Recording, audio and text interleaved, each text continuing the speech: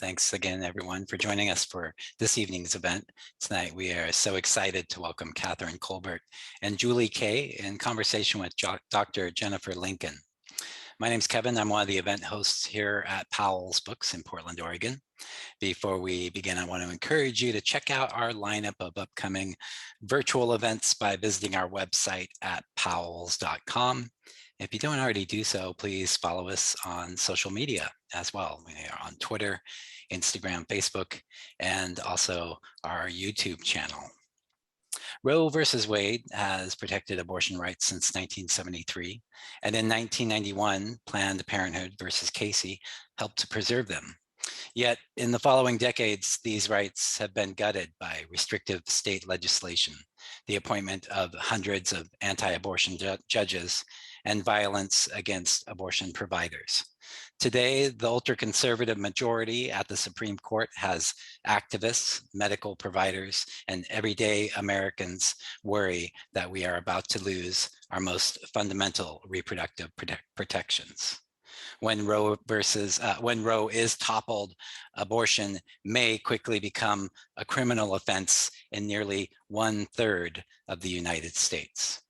In Controlling Women, What We Must Do Now to Save Reproductive Freedom, legal titans Catherine Colbert and Julie F. Kay share the story of one of the most divisive issues in American politics through behind-the-scene personal narratives of stunning losses, hard-earned victories, and moving accounts of women and healthcare providers at the heart of nearly 5 decades of legal battles.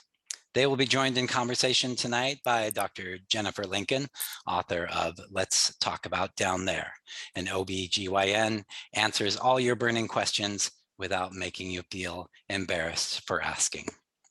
This event includes an audience Q&A. You can use that Q&A button at the bottom of your screen to ask a question.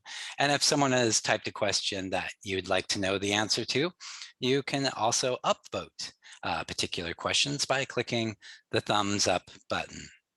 Most importantly, please consider supporting Julie and Catherine by purchasing a copy of their book from powells.com.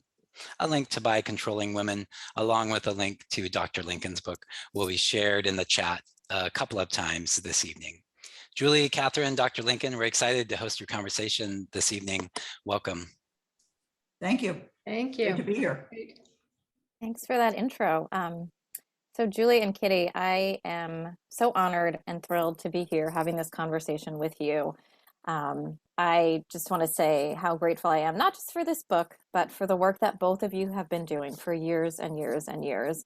And if anybody has been following me on social media, you know how much I love this book because I have been showing it in my stories and I've been reading it on the plane and at home and underlining things. And not because I have an agenda here, but truly because this book, I have learned so much from you and it has inspired me to continue this fight and just with the increased awareness that I have. So I want to thank you for all of the work that you have put in. Thank you too, and for all your work. No, I feel like I'm just thrilled that we got to meet in this way. So what I was hoping for this conversation was that we could start off doing some questions and chatting about the book for the first half. And then for the second half, if people who are joining, you want to drop your questions in, we will get to as many as we can by the time our hour is up. I thought I would start off this discussion. I wanted to read out 2 quotes to sort of frame this discussion and to really start us off down the path of why this book matters and why is it relevant now? Because I hear it's been kind of a busy week. And so I think now more than ever, the fact that we're doing this is so important. So the first one is actually a quote by the preeminent Janet Jackson. You included it as the opening quote in your introduction. And when I read it, I said, this is the book I need. And she says, "This is a story about control, my control of what I say, control of what I do. Are we ready?" And I think a lot of what we're going to be talking tonight is, what is this about control and what is this really about? The second quote that I want to read is from one of the later chapters where you write this. You write, "To save reproductive freedom, we cannot focus on abortion alone. Even if it takes decades of work, we need to enact laws that give everyone full access to healthcare, including reproductive healthcare and fertility treatment, and the social services and workplace benefits that support parenthood." And that really opened my mind. And I would love, maybe we could start with that question right there is, why is this whole issue and what you highlight in this book, not just about abortion. It's far more than that. So I don't know if Kitty or Julie, if you want to take that, but what is this really about, this bigger issue? I'll jump in because the Janet Jackson quote is my favorite, and now I've got an earworm for the next hour, but it's a good one. And thank you, Jennifer, for your nice words and introduction. And it has been a busy week, and it's been, I think, a real kind of, the writings on the wall of what's to come. The Supreme Court just does not support abortion rights, and they're not looking to uphold Roe.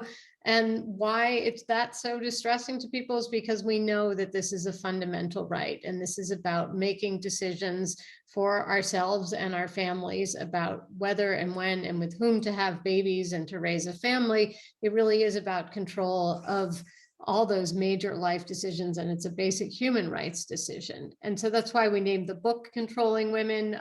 It is a bit of play on words, but it's a really serious time for reproductive freedom. And we want to look at the right to preserve abortion as part of access to healthcare, as you said, and really looking at how you make these decisions and the ability to have children safely or decide not to have them, and to raise them safely and with the resources that are needed. Yeah, I think, Jennifer, just in terms of the law, the right as first articulated in Roe versus Wade has always been reciprocal.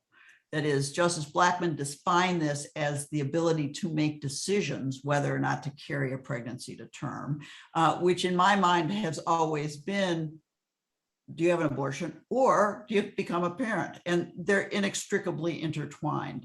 And what has been lost in the debate, primarily because of the strength of our opposition in trying to define this as one of fetal rights or trying to define it as a question of religion, is the fact that this is so important in people's lives for that very reason. And we need to move not only to guarantee the right of access to abortion going forward, but all of the things that help us become better parents. And the reproductive justice movement has really understood that for the last couple of decades and really pushed the movement in that direction.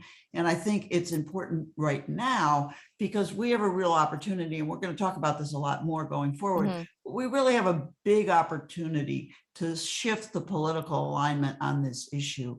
And to do so gives us the ability to think about all those policies we want in place that will lead to not only a caring economy, but one in which parenthood is possible for many, many families. Right, because that, to me, is what I see is often missing from the abortion discussion from those who do not believe in abortion. It's not we don't believe in abortion, and here's how we also fund these programs that help parenthood to be possible, to be a choice, to not be a burden. And I think a lot of us find that to be somewhat hypocritical. And you say that here on page 12 of your book, you say abortion matters because it is about dignity, equality, and the chance to fully participate in and control the direction of one's life. You do not have a choice if you want to parent, but you have no support to do so. So I think that that's a great point, and one that we don't often hear.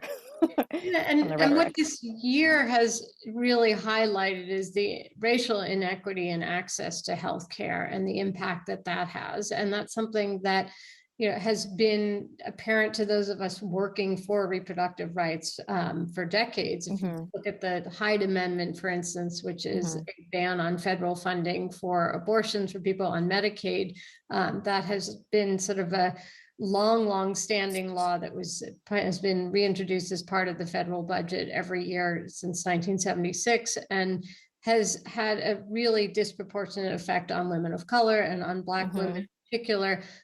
It's really only been recent that the conversation has turned to looking at the race impact of that and what really happens to people and to their families when you deny Medicaid funding for abortion. So we've seen a lot of newly elected women of color representatives and some longstanding members of Congress who have brought this issue to a fore after it had been neglected for years. And for the first time, we've seen President Biden's budget, and first time in 40 years, doesn't include the Hyde Amendment. So we're hopeful that will pass. We expect a huge fight on that, but I think it's when we start looking and talking about these issues differently and looking at who they're harming and how unfair it is that we really can start advancing our rights more. Yeah. And I do want to call something that you highlighted in the book, in the beginning and then throughout the book, that this book is called Controlling Women. And for far too long, the abortion movement, the pro-choice movement, it's focused kind of too much on the heterosexual cisgender woman, often the white woman. And so now I feel like we are understanding that it is more than just this group, that we need to include our LGBTQ colleagues, those who are trans, those who do not identify as women.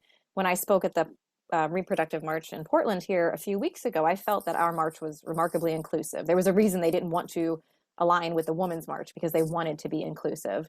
And can you speak to why you felt that was important to call that out, not only in this book, but moving forward in how we partner with groups to continue to advocate? Right. Well, Jennifer, there's 2 points here, and I think there's a real balance, because obviously, yes, we want to be as inclusive as possible. I'm a lesbian parent. I, had children with my now wife, 36 years ago, and so it, well ahead of the curve on these issues. And so obviously, we believe that all people ought to have the right to parent. And make these kinds of decisions.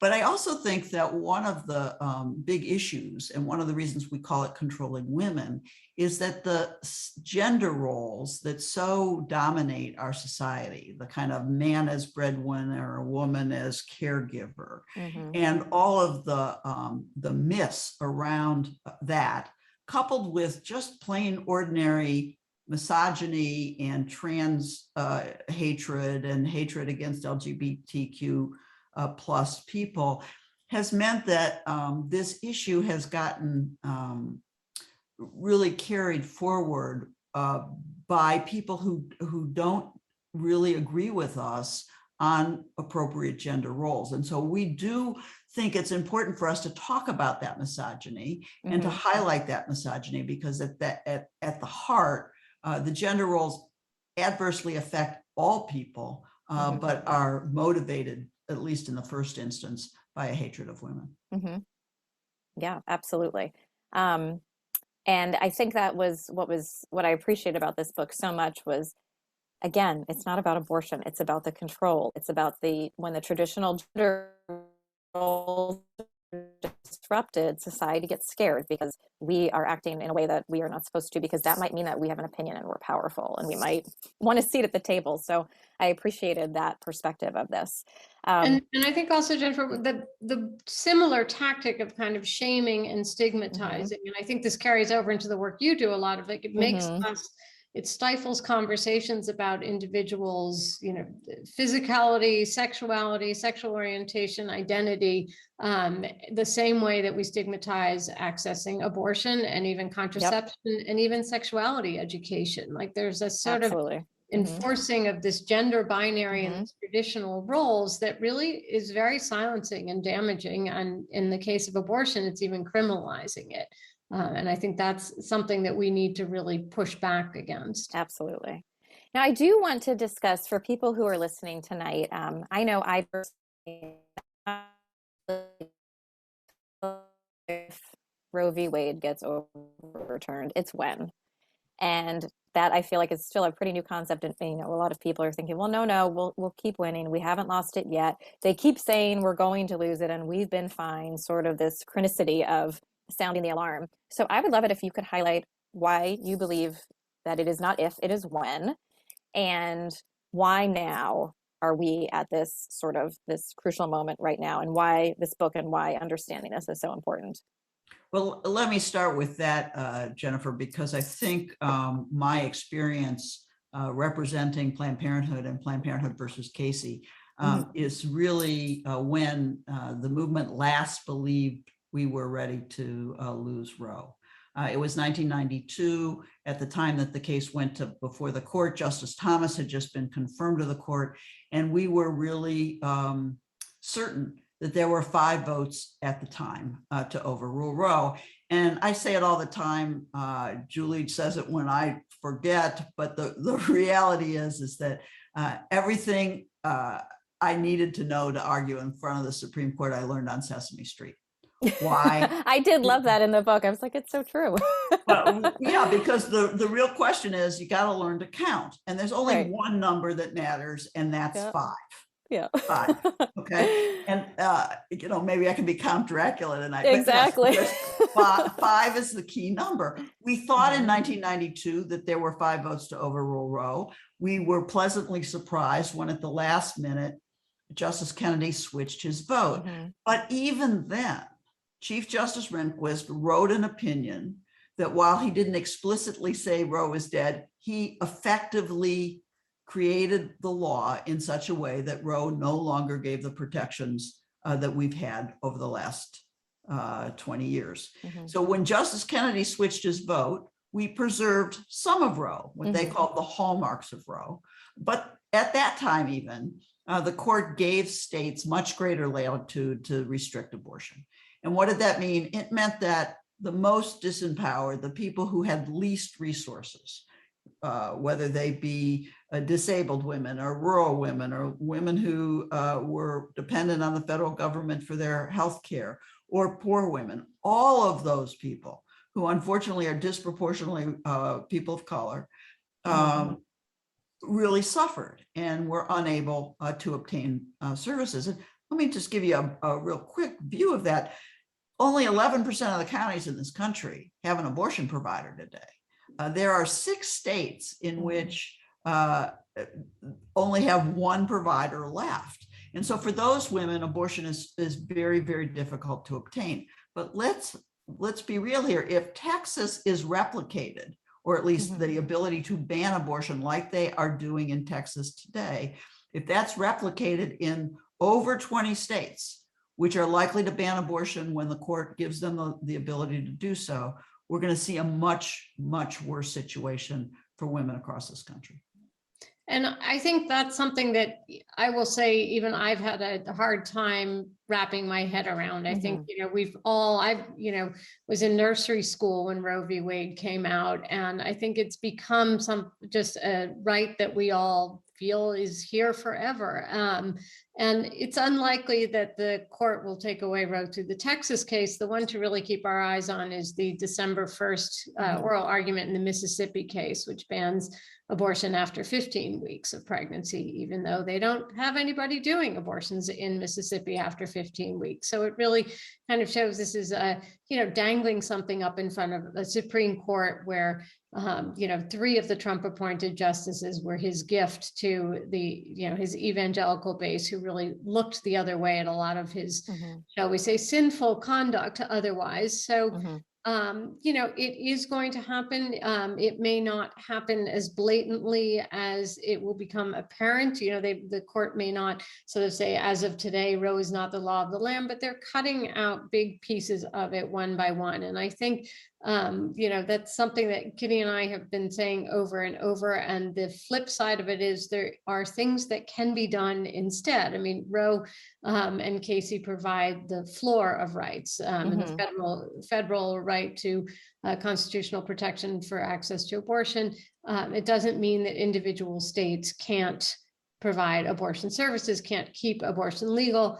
There are not enough of them that will, and that's something we can talk about more. But I think, the other part of our message is, the puppy upper part. I mean, the Debbie Downer part is kind of the first part of like, the court's not here, they're not that into us. They're not going to save us. Right. But there are steps we can take, and we need to start doing it now and today, and not sitting around holding out hope that the court will rescue us.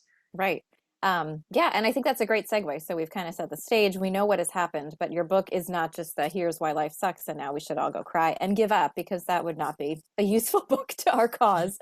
But you spend a large portion of your book outlining what needs to happen, but like to the nitty gritty of like, you can do this now and this can be long term. I think a lot of people feel very overwhelmed. Like, okay, I can donate to Planned Parenthood. I can do this. Can you give 1 or 2 or 3 things, whether they're causes or legislation, things that they can support right now that could help to move us in that direction to protect these rights, whether they be state level or federal level? So I'm going to give you 3 kind of areas that we want people to focus on. First and foremost, we need to help women. Because if there are bans on abortion in place in over 20 states, which are now controlled by the Republican Party, who are anti-abortion, women will need help. They'll need help either to travel to states where abortion is legal and safe, or they will need help to get information and assistance in finding medication abortion, which is taking a couple of pills that through a regimen that is safe and effective. And one of the best ways to do that is to flood the market in safe states with medication abortion so women can have greater access. So helping women's really key. The second, and this is my big message, which is the second thing we need to do is become politically active. Now, liberals have always, I think, really cared a lot about policy, but didn't necessarily care about the nitty gritty of electing people to office. And in states like Oregon, where you've always had really progressive people in power, you've been able to preserve reproductive freedom. It feels like, oh, what can I do? I don't really need to pay attention to the politics of this issue because this is a safe state. Well, you do need to pay attention to it because you can help elect champions for the cause all over the country. You can give money, you can work in campaigns, et cetera. And then third, and I think this is also important, is that we need to think about how to build a mass movement, a movement that uses the resources of our collective action to make noise when our rights are being stripped. And making noise is a lot of fun. It can be very creative. And I think we need to move in that direction. Yeah, and I would add just one fourth point. I think we need to change how we talk about this issue, which is that, what we're doing tonight. We need to talk about it as an issue of control and mostly as a human rights issue. And this is something that we all know intrinsically why this issue is so important to us. The work that I did in Ireland, they had a much stronger framework for litigating human rights at the European Court of Human Rights. But we used that framework and that argument and brought it into the political sphere and into the mass movement sphere. And that people know that and they get it because these are decisions that are so important to us and how we live our lives free from discrimination and participation in the world and in work life and home life, and really the basic kind of liberty and bodily integrity issues. And, I think for me right now, one of the most upsetting things is really watching what's going on in Texas. And, I'm talking to some people who work in a clinic in Oklahoma, and they're getting just a deluge of people who are traveling and women who are seeking abortions. But there's a lot of people who are not able to access services.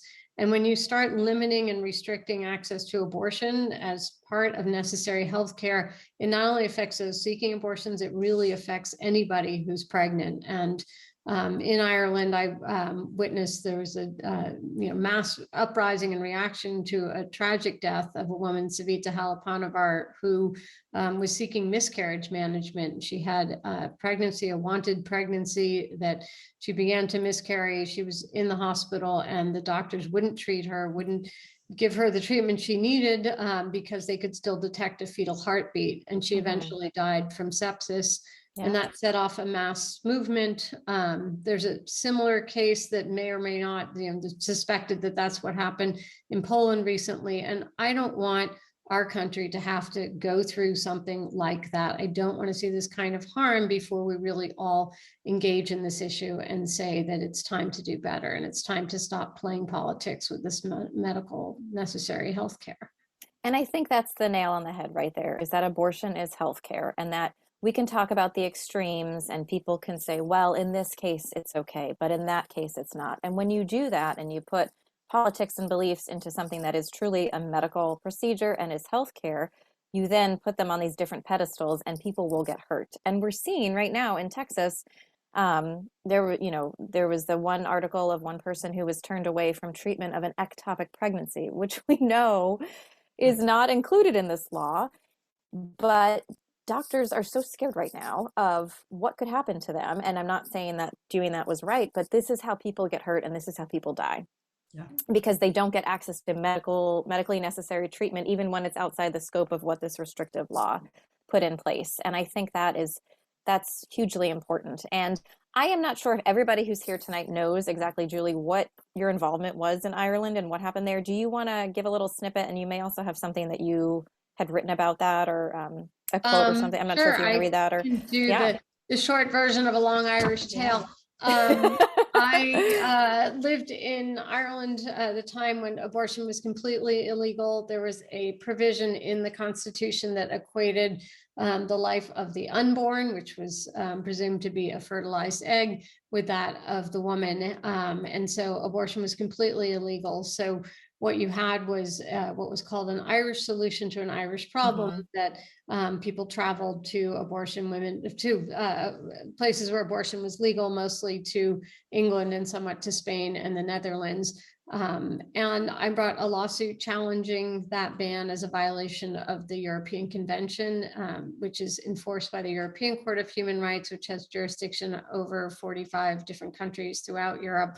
And as I mentioned earlier, it was about the litigation. It was also about just changing the framework and the conversation. And when abortion is criminalized, it's really stigmatized. It's, providers are chilled from providing services for women in all sorts of kinds of different medical needs, and politicians are chilled from talking about it. Nobody wants to be advocating for something that's criminal.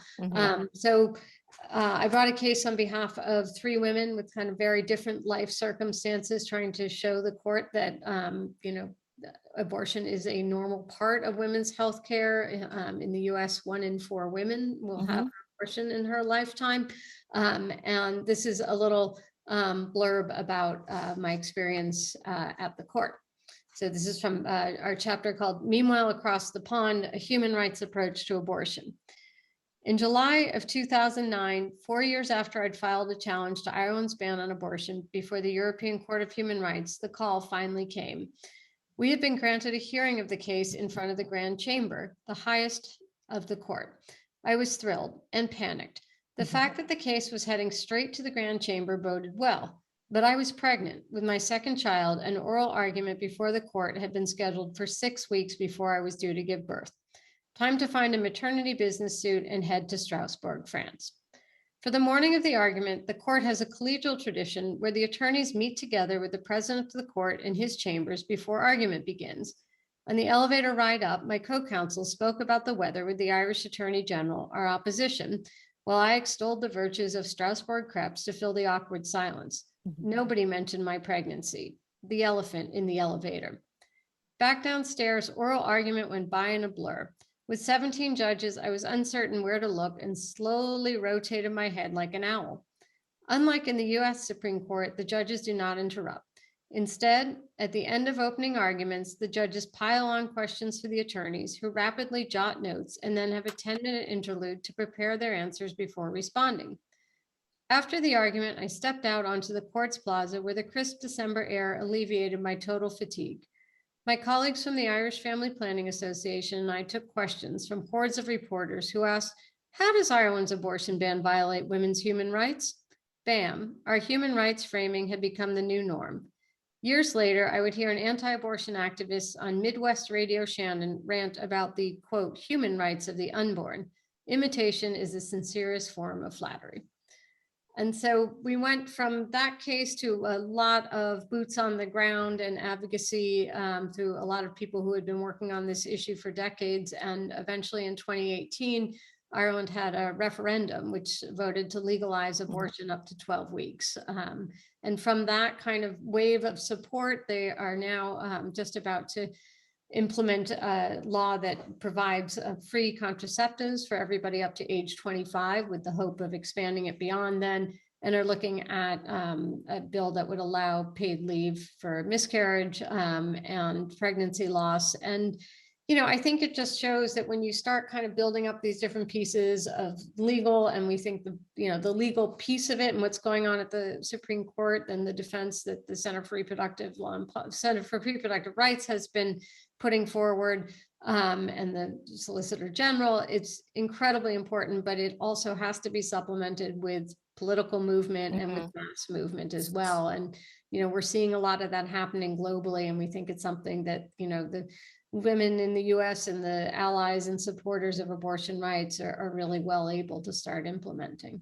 Yeah, no, I think it's an amazing story when you think in a country like Ireland, we're getting these things put into place. And I agree. We have to reframe this as a human rights issue. And the things that you hit the nail on the head with contraception access, with paid leave, these are all things that are intimately tied with abortion. They're not separate from.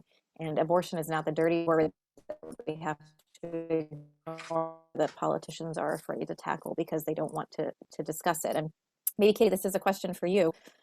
What about things like the Women's Health Protection Act, about more of what you talk about short-term solutions and long-term ones and kind of dreaming big. Can you speak to how something like that might be more what we need from a legal perspective to protect our rights that can't be taken away every 4 years, depending on who's in office, like dealing with the Hyde Amendment or that kind of thing?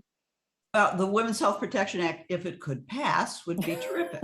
Okay, but that's the problem, is we don't now have a majority in the Senate that can overcome a filibuster. And so therefore, in my view, the most important strategy is not to focus federally, because again, progressives and liberals love to focus on the presidency and people in Congress. But the reality is the policies in this area are now created in the states. So we need to focus politically in the states, and we need to elect a majority of people who have the power to change what the law is state by state, at least until we get a majority in Congress that can overcome a filibuster. Right. But that's not going to happen quickly. So we need to think about this over the long term and develop a strategy. I mean, our opponents spent 50 years building their political support. They had a lot of grit, a lot of perseverance, a lot of persistence. I think we need to show that same persistence and begin to really think strategically about how we take back the power we are losing because we've depended on the courts for way too long. So if you haven't voted yet today, unless if you're on the East Coast, you should run now and leave this week. But it is so important to vote in all the elections and even in the blue states, as we talked about earlier. And there's, the blue states like Oregon and New York. Sorry, Kitty, not Pennsylvania. But, we are going to be helping people from other states. We're going to be leading the way with model policies, and we need to look at all levels of, what are the state level health department regulations? How can we increase access to medication abortion?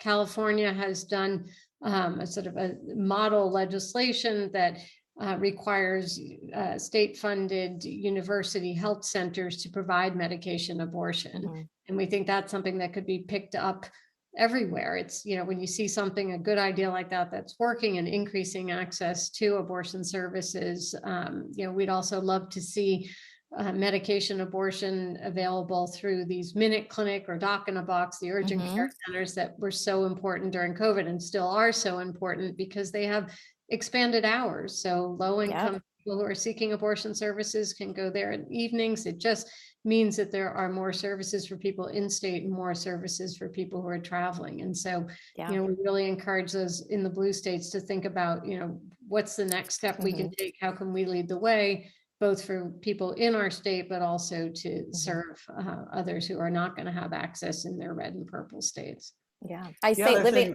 Oh, go ahead, Kate. Add to that is I'd love to see, I think we'd both love to see the birth control pill go over the counter. It's over the counter in 100 countries around the world. There's really no reason why you have to go to a doctor and get it prescribed. Sometimes going to the doctor's office. I mean, the rise of telemedicine has really helped that way, but all people ought to have rights to walk into a drugstore and get birth control in the same way you get Tylenol, and it's safe and effective and can be done. But we need to see a change that would have to come through the FDA to make that available across the country. And I mean, you're speaking to the choir here, OBGYN. Like, yes, it needs to be over the counter. It's like how Plan B is over the counter, but it's still behind the pharmacist, and that drives me nuts. I mean, those of you who are listening tonight might be saying that has nothing to do with abortion. Why do you care? It does, because when we have this kind of legislation in place and we give people the verbiage and the understanding that you deserve access to this, we are showing them that they deserve full control and access to their bodies, and preventing pregnancy, being able to time your pregnancy, being able to choose whether or not to continue your pregnancy is your right, and it shouldn't be taken away. And this is why it is absolutely a human rights issue. And I will, agree with what you said, Julie, that living in Oregon, my husband and I, we joke, we're like, oh gosh, we feel like our votes are useless, because we do live in we're in Portland, so we're in like the most liberal part of it. But it's important that we lead the way in pharmacist dispensing of birth control right now, and in access to abortion, in these things, because guess what? People are going to be looking to us to model these things in their states, and they're going to need our help when states like Texas and these copycat laws do go into effect. So I don't want people to get complacent or get complicit. Excuse me, no, get complacent. No, they shouldn't be either. They shouldn't be either. But, and we need to always be looking around, because we can't just assume that these rights will always be there, because we can see in other states that they can be chipped away at, and it can become incredibly difficult to access care. So thank you for bringing and and I often go to Pennsylvania and well, not often, but every few years with Kitty and go door to door. I mean, getting involved in helping and supporting political battles in other states. And I also want to clear, we keep talking about Texas. I also think Texas is kind of the toddler that storms into the room and throws a tantrum and gets everyone's attention. The real problem, though, is going to be the Mississippi case. I mean, we're more likely to see a bad result coming out of that than the Texas one, although certainly the creativity and the just legal craziness of the Texas law and the way the justices were talking about that case on Monday is both distressing and a distraction. Which is absolutely what it was created for and to do. So yeah, no, I appreciate that, and this is why we need to rally everybody right now. And I'm going to throw one thing out here, and then we've got some questions we can answer.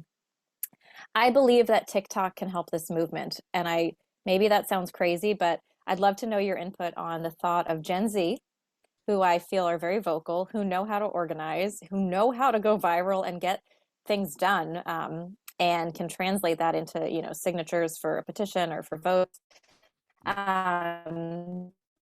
Yeah, absolutely critical. On social media and the usage of that to galvanize these groups who may appear very different. Yeah, I think you're absolutely right. Young people are the heart of any social justice movement, and will be the heart of one that we can build around reproductive justice and reproductive freedoms as well. I think one of the difficulties, though, is that young people don't remember, like I do, the days before abortion was legal. Right. Okay. I'm 69. Okay. And abortion became legal in New York State when I moved there to go to college in 1970. Okay. But everybody younger than me never knew a time in which abortion was illegal. I grew up in the Midwest. We used to see the big billboards across the river from Detroit to Windsor that said, free abortion on demand in Canada, because we knew that women would go there. But most people don't have that experience, and particularly Gen Z people don't have that experience. And so when you've relied upon a right or a freedom for your entire lifetime, it's really hard to picture what it will be like when you no longer have that. And I think there's two things that need to happen. One is people my age and older need to tell their stories so that people understand the implications of all this. And Texas is helping that. Because it's happening in Texas. But the second thing is we need to also encourage their creativity and radicalism, because there's nothing better than to make people like myself look reasonable than to have people who are making noise in a creative way, in a much more robust system, because it just helps the whole cause. So we had an event the other night with the young woman from Texas who ripped up her valedictorian speech and started talking about reproductive freedom. I just love her so much. Oh my goodness. And you got to talk to her. Oh, I'm so jealous. We did, but and Paxton Smith's, ability to kind of creatively draw attention to the cause is Mhm. what Gen Z people are able to do so much better. And you're absolutely right. Go TikTok. We love it. I mean, Keep it it's also, keep at it.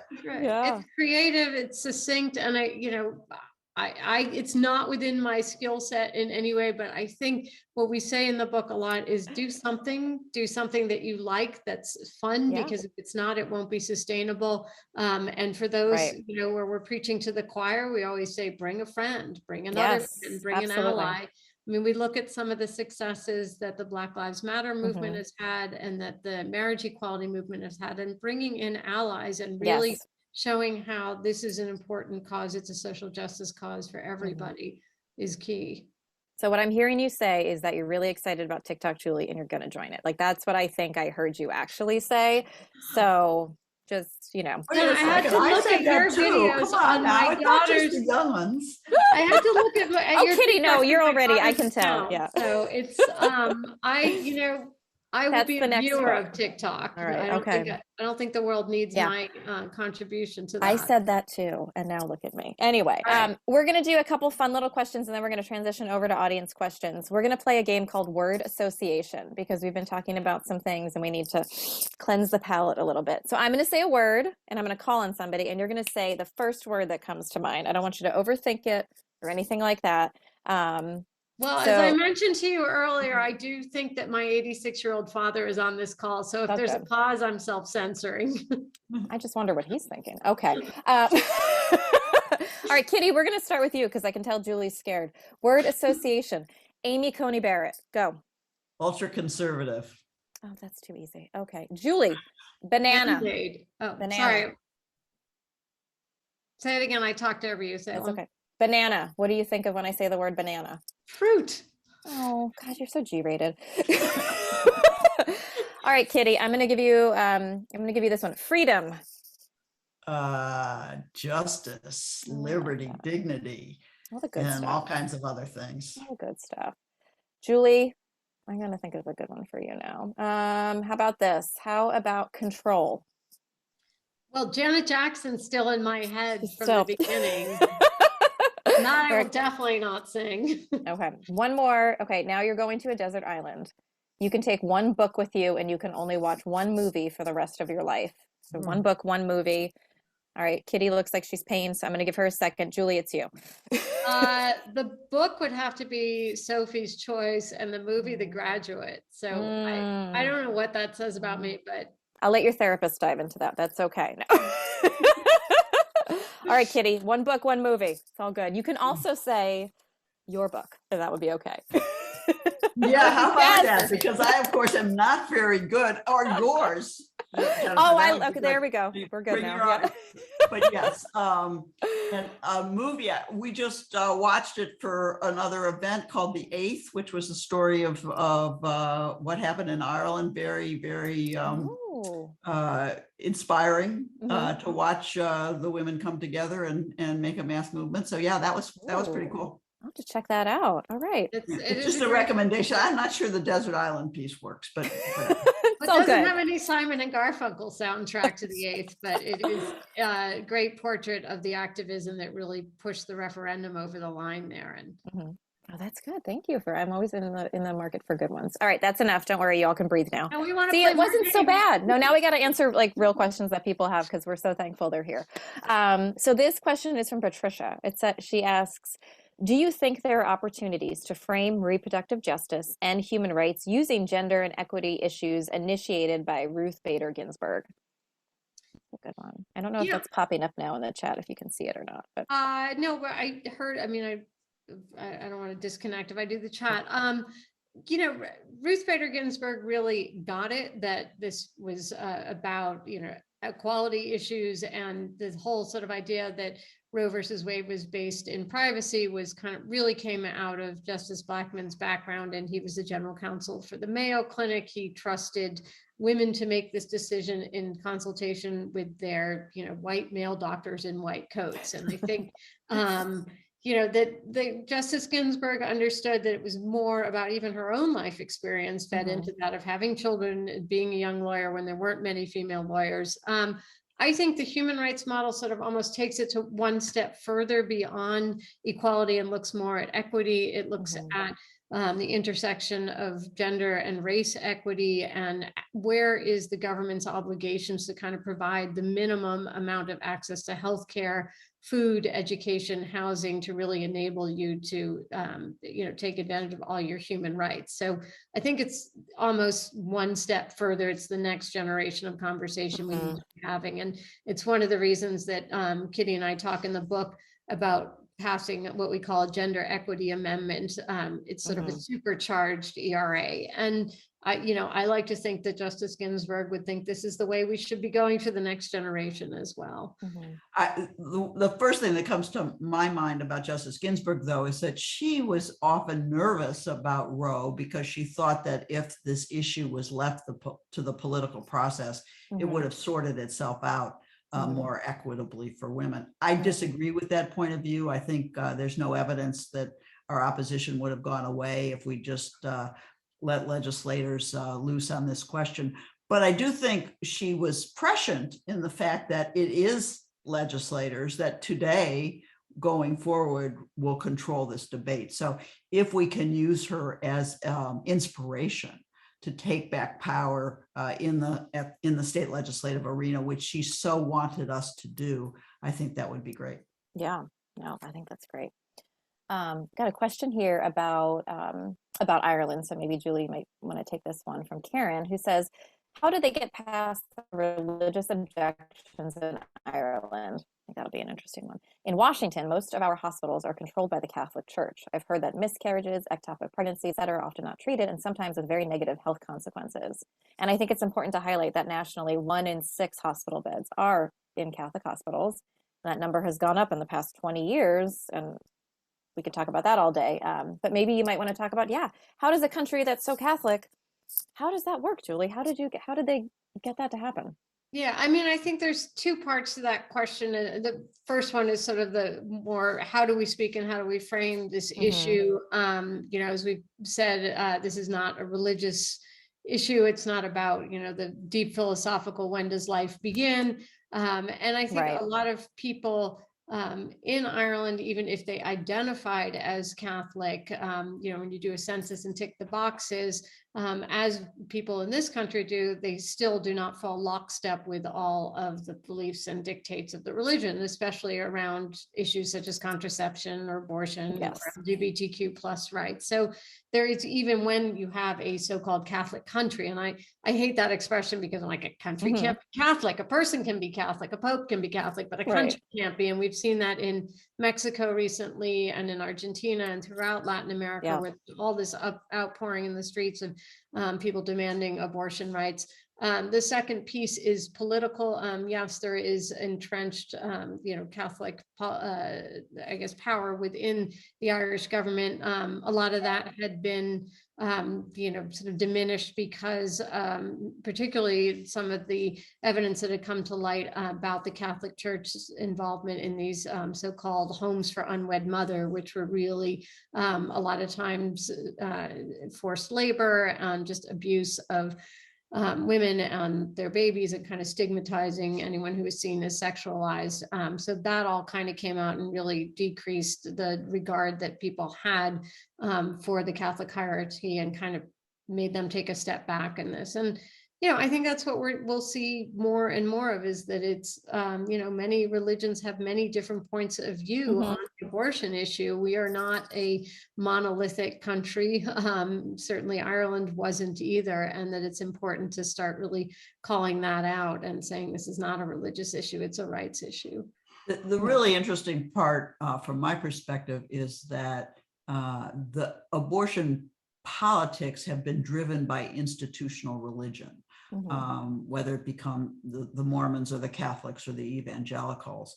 But I think in some ways that could be turned around, because people who are very religious don't like it when other people of other religions push their point of view on them. And I think the Trump era has really generated a kind of an underground opposition within each of those institutions as going a little bit too far. And from my perspective, the important part about religious freedom is that you don't allow institutions to impose their religious beliefs on everybody else, right? If you don't want an abortion, don't have one. But I've been saying that, like, don't force me to do that. And I think that's really important. But, you know, it's not just Ireland that's Catholic. I mean, 50% of Pennsylvania citizens identify as Catholic. So that means that there's huge political power in the church, but we just need to build more. Yeah. And we need to use it as a wedge issue the way the far right has. And we need to start voting like it matters on abortion rights. There's a lot of people who care deeply about abortion rights, but don't vote that way. And we need to change that. Right. Absolutely. And like you highlighted, what is this, the statistic? 90% of Catholics have used contraception at some point. 1 in 4 people have had an abortion. And so these are not uncommon things. And sometimes people tend to not highlight that when it's not convenient for them, and don't vote that way and realize that that can really have an effect in access. So, yeah. Well, it's like the old joke, when should abortion be legal? Rape, incest, and me. Exactly. I never used to say that. And then Kitty started saying it at public events. And I'm like, can we say that? It's like, yes, we can say that. And I think that really just kind of is maybe that's my TikTok, but it's a very kind of quippy. Gosh, that might be my next TikTok. That's my line. No, you can't have that line. I've used that forever. That might be my next TikTok. I'm telling you that could, and I will credit you. Don't worry, Kitty. I'll credit you too. Wait a second. It was my line. All right, I'll say it's you. I'll say Julie tried to steal it. But I think that's the point, and I'd love to maybe potentially end there and we'll wrap up. But abortion is not a dirty word. Vagina is not a dirty word. Vulva is not a dirty word. We need to normalize these conversations when it starts out when kids are little and we're talking about their body parts, to consent, to sex actually can feel good. We don't need to just have scary sex education if you get it at all. And that abortion is healthcare. When we do all of this, when we put them all in the same playing field, we are giving people the language to speak up and say, this is my right and I won't let you take it from me. And that's why, honestly, saying things like that are a bit shocking but are true, I think it's really important, because people need to understand just how hypocritical some of these movements can be and how important it is that we have control of our own bodies. So I'm glad that you threw that in there. Yeah, so I'm very glad you came up with that. How about let me just see, there might have been one more that popped in here. What is the possibility that the how to protect? Yeah, I'm not quite sure if we have enough time for this one, and I'm not quite sure exactly how, kind of a complicated one. But why don't we wrap up with this? One hopeful thing that you can say to people who are reading this book, who are watching what is happening in Texas and what will be happening in Mississippi soon. One hopeful thing that you have read or learned or carried with you, and that you continue to carry with you because you continue to do this work and you haven't just given up and said, there's no point. I would love to hear your thoughts. Well, I'm very, very hopeful that we will change American views of these issues and take back the power to make a difference. The Supreme Court is not our friend. They're going to overturn Roe, but that's an opportunity, not just the bad news. It's an opportunity to say we're going to make a difference. And that means that every single person can jump on board, do one thing that makes a difference. And if that happens, we will have a movement for change like we've never seen before. Mm-hmm. I think the most uplifting thing for me in having this book out the past few months is just to see how much people want to learn. Everybody knows what Roe is, but nobody knows what it is. And I think that there's been much more of a movement to understand what's going on with the legal part of it, because that has been the framework, but that's not the only way forward. And so we've loved seeing the creative solutions. I love watching people in Handmaid's Tale costumes at protests. The group that flooded the website of the Texas anti-abortion reporting line or whatever it was called. I love the kind of creative energy from people who are learning and knowing and doing on this. And it's of all ages. And it's just been, really hopeful and I think has been a moment of, it's a rallying call, not a wake up call. And so we're Mhm. going into this fight with eyes wide open, and I think we'll come out a better place, but it's going to be tough in the short run. And we do need to Yeah. recognize that we're going to have to help a lot of people who are on the margins and can't afford the services that they need for their families, but that, we've got their backs. Yeah. Well, I want to thank both of you for not only writing this amazing book, but for everything that you continue to do. And I know we've got the link in the chat. You can get this also from where you registered at powells.com or your local bookstore, but Powell's is my absolute favorite. And I want to thank you both so much for not giving up, for inspiring us, teaching me so much, and giving me fodder for my future TikTok. So thank you, ladies. Well, we'll stay tuned to that. And we so enjoyed reading your book as well and sharing that. So thank you. Oh, thank you. And thanks to Powell's for doing this. We really appreciate it. Thank you so much to all of you. A very important and timely discussion. This is the book, and also Jennifer's book right here. Thank you so much for everyone tuning in. I just did put a link to the book into the chat. You can click on that so you can buy it from us. And also, I just put a link to our YouTube channel in the chat. So click on that as well and check out some of our past events. This event will probably be showing up there sometime tomorrow afternoon, and you can tell your friends about it. I saw a couple of people in the chat saying they were going to share it with friends when it goes up on our YouTube page. So thank you for that. And Catherine, Julie, Dr. Lincoln, thank you so much to you and everyone viewing. Have a great night. Thank you. Thank you. Night. Have a good night. Bye-bye.